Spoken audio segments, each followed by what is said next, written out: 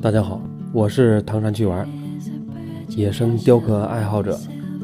今天是正月初4了，正在观看视频的我的朋友们，在这个病毒肆虐的节日假期里，我衷心的祝愿你身体安康。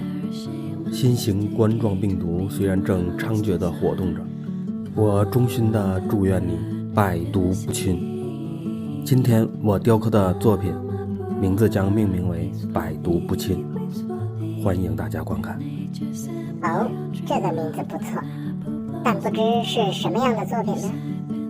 还望大家稍安勿躁，我将占用您2分半钟的宝贵时间，为您呈现我的木雕作品百毒不侵。终于到了宅在家里就能给祖国做贡献的时候了，还望大家好好珍惜，少串门，别老走动了。挺过这段非常时期，每天都是新年，挺不过去就是最后一个新年了。有困难的尽量克服一下，为了大家的生命安全，也为了自己，多忍耐几天吧，挺就过去了。如果您有事一定要出门，请为了您和他人的安全做好防护，戴上口罩，远离人多的地方，因为那口罩是你远离病毒的第一道屏障。说了这么多，我的这件作品百毒不侵也就基本完成了。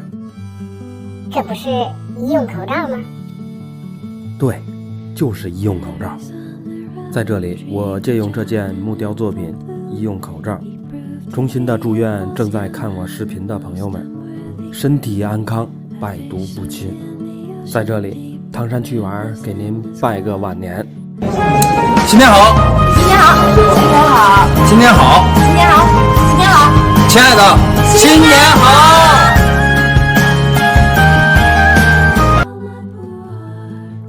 这口罩刻的还真像那么回事儿，这家伙来了，可以。